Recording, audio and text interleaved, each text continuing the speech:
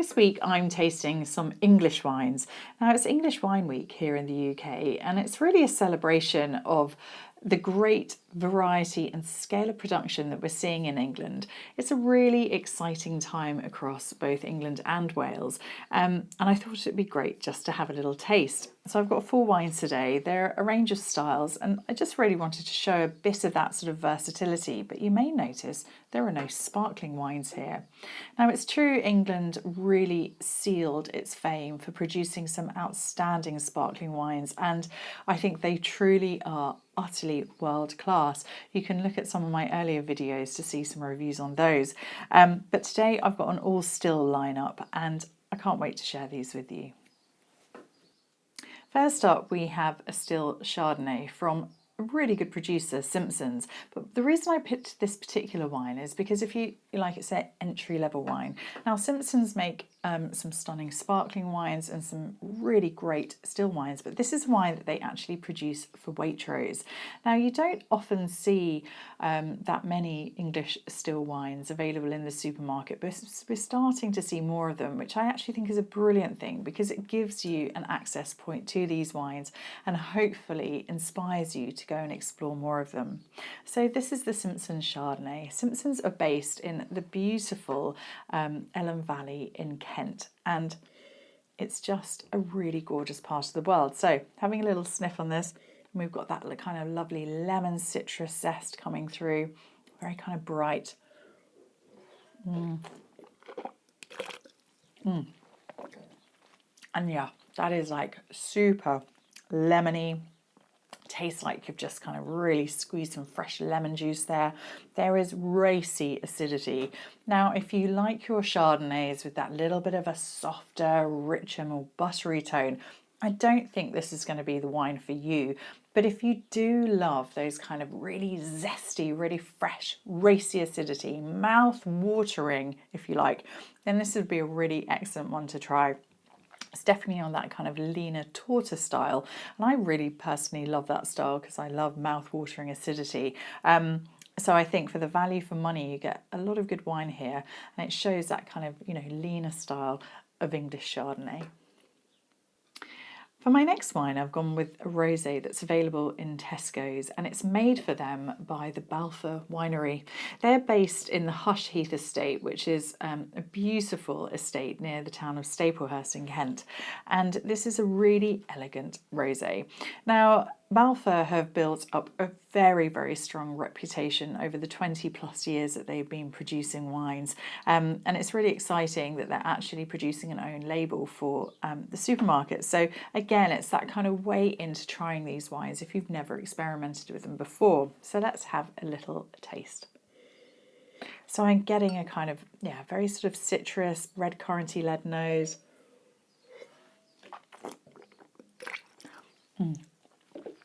And again, that's like sort of tart red currant, kind of a zest of kind of lemon in there as well. Again, that acidity is really present. So if you're kind of more into the style of Provençal rosé that might have a bit more generosity and a bit more kind of softer fruit about it, this may not be quite that.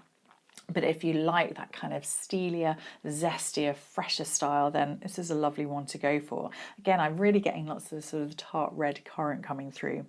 But they're a brilliant producer, and if you see Balfour anywhere, I think you're absolutely going to be guaranteed the quality of their wine. So they are one to look out for. For my next wine, I have gone with a Lichgate Rosé from Bolney. Now, Bolney are a wonderful producer based in West Sussex, and I'm so excited to taste this wine. It's got this kind of gorgeous, slightly deeper colour to perhaps what you'll associate with the sort of the pale rosé style, but it's very, very inviting, and I can't wait to have a go.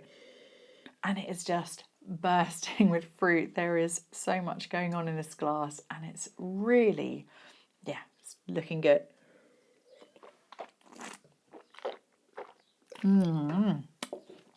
Wow, that is like a fruit bomb. I've got this gorgeous sort of summer pudding, thinking of those lovely red currants, strawberries, a little bit red cherry in there as well. It's really kind of voluptuous and round. really intense, lovely, lovely bright fruit in your face. It's also got a lovely grenadine note, so think of kind of pomegranate. It reminds me of the sort of the syrup I used to have on sort of holidays when I was a child in France. It's that lovely kind of very really bright fruit. It's got a lot going on, really good intensity, great length, and I think for the value for money, you're getting a lot of wine here. It definitely feels like a step up from the previous rosé that we tried. Yeah, and I'm very excited by that indeed. I mean, Bolney are a world-class producer. They have rosés that kind of go up and beyond this style, and also some wonderful sparkling wines too. But for the meantime, I'm looking forward to a glass of this later. I am so excited to taste this last wine. This is Dear Noodles, made by Dermot and Anna Sugru in the South Downs. Now, it might not look like there's actually a label there, but if you look closely, it says Dear Noodles inside. This is a beautiful rosé, a blend of Pinot Noir and Pinot Meunier, and is a homage to their wonderful dog Noodles, who probably spent more time in his life in the vineyards than anybody else. I'm very excited to taste this, and yeah, let's get stuck in. Now, don't be alarmed by the colour. Remember, you can't taste colour. This is a bone dry wine. It's a blend of that Pinot Noir and Pinot Meunier that were aged in 2 barrels, and they were blended together to create something that is really quite special. And it's just got this bursting bright red fruit. There's also a nice kind of little herbal note coming through too.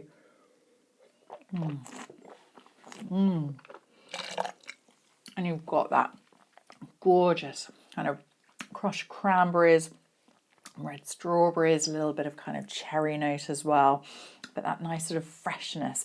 And it's almost a lovely creamy generosity too. It's a very decadent mouthfeel, and that's just thanks to that little bit of time and barrel that it's had. So it's got layers and a persistent length. It just goes on and on. It's super bright, super uplifting, a gorgeous wine, and honestly, I cannot wait to drink more of this. I think Dermot and Anna make some of the best wines that are available currently in the UK. Whether it's still, sparkling, their rosés or their whites, they really are outstanding. So, Noodles, I'll be toasting you. Cheers. I have really enjoyed tasting all of these wines today. I think they all represent very good value for money for their price point. Now, both Simpsons and Balfour are brilliant producers, and they truly make some world-class wines, and it is actually very exciting to see what they're producing for that more kind of entry-level English wine as well for the supermarkets, and I think they're very good solid examples. And then over here with both the Lichgate and the Dear Noodles, they are a notch above, but they really are stunning and spectacular. I mean, the Dear Noodles is made in tiny production quantities, but if you can manage to get a bottle of it, I think you will be wowed by it. But all of them just show the kind of the versatility, the growth, the sheer scale of excitement around English wine. And I really do hope that it just continues to grow, because I think it's a brilliant time for English wine. And hopefully it will only go from strength to strength. Cheers.